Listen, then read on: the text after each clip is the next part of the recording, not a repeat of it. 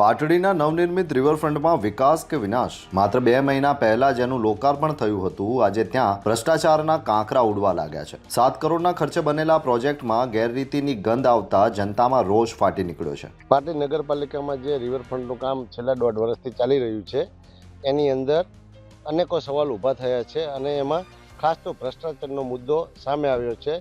1 મહિના પહેલાં જે રોડ બનાવ્યો હતો સીસી રોડનો, અને એ રોડને ઉજાગર કર્યો હતો જાગૃત નાગરિક લોકોએ, બધા એમાં વિક્રમભાઈ રબારી હતા, પછી દેવાભાઈ રબારી હતા અને પાટડીના નાગરિક જાગૃતો બધાય હતા। એ લોકોએ બધાએ આને ઉજાગર કર્યો, એટલે આજે એ જે ભ્રષ્ટાચાર એમનો સામે આવ્યો, એટલે એમને આ રોડ પાછો ફરીથી બનાવવો પડ્યો। એટલે એક તો વાત નક્કી થઈ કે આ ભ્રષ્ટાચાર તો થયો છે અને થયો જ છે। એટલે એમાં વિક્રમભાઈ રબારી કે એમની ટીમ કે બીજા કોઈ લોકો જેને પણ આ મુદ્દો ઉઠાવ્યો તો બધાય સાચા અને એમને પોતાની વાત ગામ સમક્ષ મૂકી છે એ સત્ય છે। સ્થાનિકોનો આક્ષેપ છે કે મુખ્ય કોન્ટ્રાક્ટરે પેટા કોન્ટ્રાક્ટરને કામ સોંપીને ગુણવત્તા સાથે ચેંડા કર્યા છે। લોકાર્પણની શાહી સુકાય એ પહેલા જ રોડ ખરવા લાગ્યો અને હવે જ્યારે ગાંધીનગરથી તપાસનો ડર લાગ્યો ત્યારે પાલિકા તંત્રે રાતોરાત રોડ તોડીને નવો બનાવવાની કવાયત હાથ ધરી છે। જ્યારથી આ લોકાર્પણનો કાર્યક્રમ નિર્ધાર કરવામાં આવ્યો હતો ત્યારથી જ મેં લેખિત સ્વરૂપે પણ આ કામને લઈ અને કેટલાક સવાલો કર્યા હતા।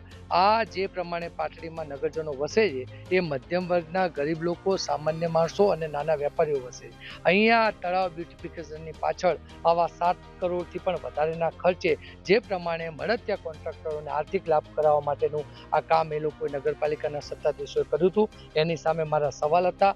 મેં માન્ય પ્રાંત સાહેબને, માન્ય કલેક્ટર સાહેબશ્રીને અને માન્ય મુખ્યમંત્રીશ્રીને પણ આ બાબતે લેખિત રજૂઆત કરી હતી કે આ કામની તટસ્થ તપાસ થવી જોઈએ, વિજિલન્સ તપાસ થવી જોઈએ। આમાં જે રેતીનું કામ કરવામાં આવ્યું છે એમાં સરકારના ચોપડે રોયલ્ટી ભરાઈ છે કે કેમ? આ જે પ્રમાણેના રોડનું કામ કર્યું છે એ રોડમાં ક્યાંક ને ક્યાંક હલકી ગુણવત્તાનું કામ કરવામાં આવ્યું છે, મળતિયા કોન્ટ્રાક્ટરોને પેટામાં કામ આપવામાં આવ્યું છે। આવા વિવિધ મુદ્દાઓને લઈ અને હું સતત આ બાબતે લેખિત રજૂઆત કરતો આવ્યો છું। માટીકામમાં રોયલ્ટી ચોરીથી લઈને હલકી ગુણવત્તાના મટીરીયલ સુધીના ગંભીર આક્ષેપો થઈ રહ્યા છે। તંત્રના અધિકારીઓ કેમેરા સામે બોલવાથી બચી રહ્યા છે, ત્યારે સવાલ એ થાય છે કે શું આ મામલે નિષ્પક્ષ તપાસ થશે કે પછી ભ્રષ્ટાચારના આ ખેલ પર ટાંક પીછોડો કરવામાં આવશે? પાટડીના રિવરફ્રન્ટ પર સર્જાયેલી આ કવાયત હવે અનેક સવાલો ઊભા કરી રહી છે। જોતા રહો ગુજરાત વંદન। ધન્યવાદ।